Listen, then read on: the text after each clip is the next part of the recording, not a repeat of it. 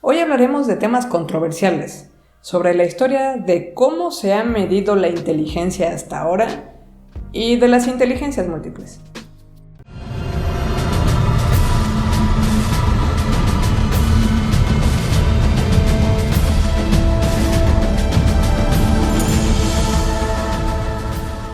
Colegas interesados en formarse opiniones basadas en evidencia científica y datos duros, bienvenidos. Yo soy Ciencia Reyes. Y yo, Cintia Reyes. La inteligencia es un tema muy debatido desde hace más de 100 años. La definición actual que uno encuentra en el diccionario de la Asociación Estadounidense de Psicología de Inteligencia es la capacidad de obtener información, aprender de la experiencia, adaptarse al entorno, comprender y utilizar correctamente el pensamiento y la razón. A inicios del siglo XX, el psicólogo británico Charles Spearman sugirió que los humanos tenemos una inteligencia general que engloba todas nuestras habilidades mentales. A esto le llamó factor G. Para la visión de Spearman, las variadas habilidades cotidianas que mostraba la gente eran expresiones de este factor y se correlacionarían con la evaluación de todos los comportamientos inteligentes humanos. Por su parte, L.L. Thornton fue un pionero de la psicometría. Él no estaba de acuerdo con la postura de Spearman. Thornton hizo una batería de 56 evaluaciones diferentes para aplicarlas a distintos voluntarios. Con estas evaluaciones, él buscaba agrupar 7 habilidades mentales distintas: memoria, razonamiento inductivo, habilidad numérica, velocidad procedimental, fluidez verbal, comprensión verbal, habilidad espacial. El detalle fue que cuando vio los resultados de aplicar estas evaluaciones, en realidad sí había correlaciones. Si una persona le iba bien en habilidad espacial, también le iba bien en la habilidad numérica, por ejemplo. Viendo esto, en realidad sus experimentos terminaron apoyando a Spearman y su postura. Muchos investigadores han revisado este tema desde entonces, y la correlación entre distintas habilidades mentales persiste. Pero prosigamos con la historia. En 1882, los franceses pasaron una ley que buscaba la equidad. Dicha ley promovía que cualquier niño saludable debía ir a la escuela para aprender lo básico: a leer, escribir, aritmética, historia, ciencias naturales, etc. Inclusive tenía un apartado relativo a niños con discapacidades visuales y auditivas. El punto era que, en términos generales, les preocupaba si todos los niños podrían llevar a cabo el mismo ritmo de aprendizaje. Así que Alfred Binet y otros psicólogos fueron comisionados para crear una evaluación estandarizada para medir cómo distintos niños podrían manejar el trabajo escolar. Junto con Theodore Simon, se creó la evaluación Binet-Simon, en la que los niños responderían una serie de preguntas hasta que ya no pudieran responder. A partir de la evaluación obtenida, los niños serían agrupados con otros niños con evaluaciones cercanas, en lugar de diferenciarlos por edad o por algún otro juicio docente subjetivo. Las primeras versiones de estos exámenes buscaban evaluar el desempeño con respecto a la edad cronológica. Entonces, por ejemplo, un niño de 6 años que obtenía un puntaje en el rango de un niño de 6 años significaba que tenía una edad mental de 6 años. La idea de Binet era que sus evaluaciones sirvieran para medir las habilidades actuales de un niño, pensando en que éstas podían ser mejoradas con autodisciplina y práctica. Su intención era que la educación podía mejorar utilizando como herramienta sus evaluaciones para identificar a los niños que requirieran apoyo adicional. Posteriormente, el psicólogo alemán Wilhelm Stern utilizó el trabajo de Binet y Simon para crear la primera versión del famoso coeficiente intelectual, o CI, cuya fórmula definió como edad mental entre edad cronológica por 100. Entonces, por ejemplo, un niño con una edad cronológica de 6 años que en la batería resultara con una edad correspondiente mental a 6 años, tendría un coeficiente intelectual de 100. Pero una niña de 5 años que pudiera resolver preguntas que típicamente debería poder resolver un niño de 6 años, tendría un coeficiente intelectual de 120. Esta fórmula funciona razonablemente bien con niños, pero con adultos ya no. No tiene mucho sentido intentar diferenciar estadios de aprendizaje entre una persona de 30 con respecto a una persona de 31, por ejemplo. Las versiones actuales de la definición de CI lo determinan en función de evaluar a un grupo de gente. Los resultados de estas evaluaciones típicamente muestran un comportamiento como el de una curva normal, de manera que la evaluación promedio, por definición, es un CI de 100 y los valores hacia un extremo o el otro en la curva tienen sentido en función de la desviación estándar dentro de la evaluación de este grupo de gente. El CI no es un número absoluto como cuando alguien te dice que tiene 11 años. Si alguien te dice que tiene un CI de 112, eso no significa mucho, a menos que sepas qué desviación estándar mostraba el grupo contra el que se está comparando. Aprovecho la ocasión para aclarar el famoso mito de Einstein y su CI de 160. El físico, para empezar, nunca fue evaluado, son suposiciones. Y tal como te acabo de decir, un número de CI sin ubicar en qué escala se encuentra no significa gran cosa.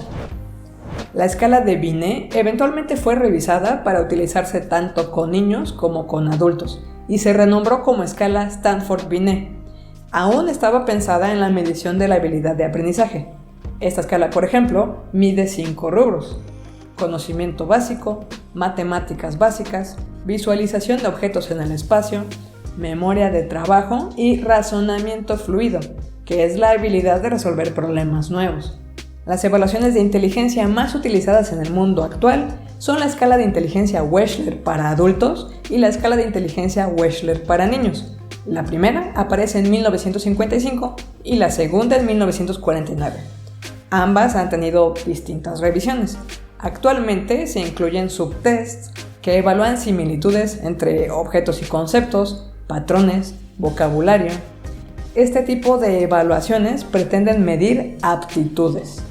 Para que cualquier evaluación de aptitud sea aceptada ampliamente, debe cumplir 3 requisitos: validez, estandarización y confiabilidad. Validez significa que la evaluación mide lo que se supone que debe medir. Si, por ejemplo, una misma persona obtiene resultados similares en el WISE y en el Stanford-Binet, esto apunta a lo que llaman una validez de constructo. O sea que las dos evaluaciones miden lo que la teoría común detrás de ellas dice que miden. Estandarización tiene un sentido de comparabilidad. El que puede resolver 20 o 30 preguntas significa muy poco hasta que lo comparas con el desempeño de un grupo grande de personas. Antes de que se pueda utilizar una evaluación, se debe aplicar a un grupo representativo de gente que se convierte en el estándar para que otras personas en el futuro puedan tomar dicha evaluación. Confiabilidad significa que una evaluación da resultados consistentes. Una manera de saber si una evaluación es confiable es pedirle a una persona que vuelva a hacer la evaluación tiempo después o una versión muy similar. Hay que ser muy claros en que el CI no mide cosas como la creatividad, habilidades sociales, el nivel de civismo o la decencia de la gente. No fue diseñado para eso. Las pruebas de CI tampoco son perfectas. Esperamos que la ciencia y sus métodos nos ayuden a encontrar mejores maneras de evaluar este tipo de cosas, aptitudes, inteligencia, eventualmente. Hay además algunos detalles interesantes relacionados con el CI.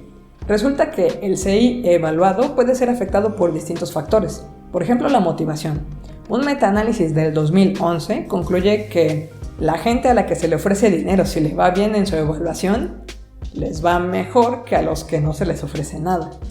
También se ha visto que la educación recibida y su calidad pueden tener un efecto en el valor de CI, así como la nutrición y los traumas psicológicos infantiles. Inclusive, el evaluador que aplica el test puede tener influencia. Hay estudios donde lo que se hizo fue decirle verbalmente a la gente que a los hombres les iba mejor que a las mujeres, o que a las personas de cierto origen étnico, y eso de hecho tuvo un efecto medible. También hay estudios que apuntan a que la habilidad de aprendizaje y la medición de CI mejoran cuando la gente cree que estos factores no son fijos, sino que ellos los pueden mejorar activamente. Este efecto ha sido más claramente identificado en los sectores que típicamente son estereotipados de mala manera. El punto más importante que quiero destacar respecto al CI es que esto no te define como persona. y su medición debería usarse para identificar recursos que te puedan ayudar a desarrollarte mejor y subsanar deficiencias específicas, independientemente de en cuál extremo de la curva normal te puedas encontrar. ¿Y las inteligencias múltiples? Howard Gardner introduce esta idea en 1983. Dice que en realidad hay 7 inteligencias: lingüística, musical, lógico-matemática, espacial, kinestésica, intrapersonal e interpersonal. En 1999 modificó su modelo para decir que las intra e interpersonal eran una misma. Comenta si entendiste el chiste. Y agregó la inteligencia naturalista, proponiendo también la inteligencia existencial. En el 2004 propuso otras 2, la inteligencia láser y la que se llama algo así como lámpara de mano mental. Sin embargo, en una entrevista en 1997, Gardner comenta que él está en desacuerdo con la idea de crear 7 u 8 evaluaciones para medir las fortalezas de los niños en sus respectivas inteligencias. Dijo que esto sería una perversión de la teoría. Es una manera de recrear el pecado del coeficiente intelectual y multiplicarlo por un mayor número. Entre las cosas que se critican de las inteligencias múltiples está el hecho de que Gardner no define ninguna manera de medirlas, tal como te acabo de describir. Pero, ¿recuerdas que al inicio del video te hablé del factor G? Gardner dice en 1999 que las inteligencias múltiples son incompatibles con la idea del factor G, y al mismo tiempo ubica lo que llama la Agencia Central de Inteligencias en el lóbulo frontal. Por su parte, las evaluaciones de CI modernas son compatibles cuantitativamente con la idea del factor G de una única inteligencia, porque sus valores evaluados en distintas personas correlacionan unos con otros. Además, la neurociencia ha medido la actividad del lóbulo frontal del cerebro y se ha encontrado que correlaciona también con las mediciones de CI. La neurociencia también ha identificado zonas comunes para distintas habilidades cognitivas, que significa que físicamente hay algún tipo de traslape entre las funciones de la música, el lenguaje y el razonamiento lógico. Hay estudios que correlacionan el CI medido con la escala Wechsler y la velocidad de reacción física a un estímulo, lo que indica que la actividad física puede tener cierta relación con la inteligencia como se mide por las evaluaciones que tenemos de CI. Resulta también que aunque Gardner no haya avalado alguna manera de evaluar las inteligencias múltiples, algunos investigadores como Visser y sus colaboradores han desarrollado juegos de tests pensados para este fin, para evaluar si estas otras inteligencias podrían correlacionar o no con el factor G. En el pasado, Gardner ha desacreditado distintas evaluaciones porque dice que en todas hay un componente verbal y quizás ahí se falsea el resultado, porque estás involucrando la inteligencia verbal. Con esto en mente, las evaluaciones de Visser son no verbales y orientadas a inteligencias no lingüísticas.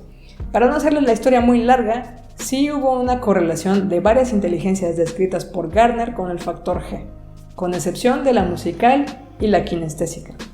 En otras palabras, aunque puede haber otras inteligencias que no se están evaluando con las evaluaciones de CI, la mayoría en la lista de Gardner no son independientes de un solo tipo de inteligencia como él sugería. En el 2016, para el libro Científicos marcando la diferencia, 100 científicos hablan sobre sus más importantes contribuciones, Howard Gardner comenta: llamé las categorías inteligencias y no talentos. Al hacerlo, estaba desafiando a los psicólogos que creían que eran dueños de la palabra inteligencia y tenían un monopolio en su definición y medida. Si hubiera escrito sobre talentos humanos en lugar de inteligencias, probablemente no se me habría pedido, por ejemplo, contribuir a este volumen. Un poco más adelante, en el mismo texto, Gardner aclara: admito fácilmente que mi teoría ya no es actual. Varios campos del conocimiento han avanzado significativamente desde principios de la década de 1980. Se requeriría un análisis similar al que mis colegas y yo llevamos a cabo hace 35 años, que puede o no que haga. Animo a otros a que lo lleven a cabo. Quiero enfatizar 2 cosas. La primera es que, aunque la gente usa habitualmente la palabra teoría como sinónimo de idea u ocurrencia, la gente en la vida cotidiana, ese no es el sentido que tiene esta palabra en la ciencia. En ciencia, una idea primero es una hipótesis y puedes encontrar evidencia que la apoye o que la refute. Cuando tienes mucho sustento, pruebas e evidencias obtenidas desde el punto de vista de la metodología científica, entonces la hipótesis puede llegar a llamarse teoría.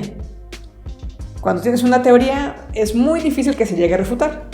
Con las inteligencias múltiples de Gardner, sí hay argumentos que permiten que se refute lo que él dice. Y la segunda, que Gardner les llamó inteligencias y no talentos, porque según sus propias palabras, estaba desafiando a los psicólogos. Finalmente quiero aclarar que esto no significa que yo crea que el CI sea lo único que podemos llegar a medir o que no haya espacio para mejorar lo que creemos saber sobre la inteligencia. Por cuestiones evidentes de tiempo, ni siquiera ahondé en el tema de la creatividad o la también famosa inteligencia emocional. Al final, en la ciencia, todo está sujeto a ser medido, corregido, mejorado y hasta refutado.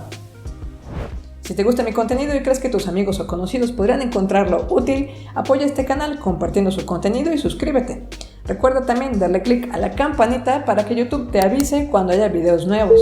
Otra forma de apoyar la creación de contenido de este canal es mediante el botón unirse, con lo cual a partir de módicos pagos mensuales podrás acceder a algunas curiosidades. La membresía más económica cuesta menos que un boleto de transporte público en casi cualquier ciudad. Visita mi sitio web donde puedes encontrar las referencias que consulté para hacer este video. Publico regularmente los domingos. Acompáñame aunque no te llegue la notificación. Gracias y hasta pronto.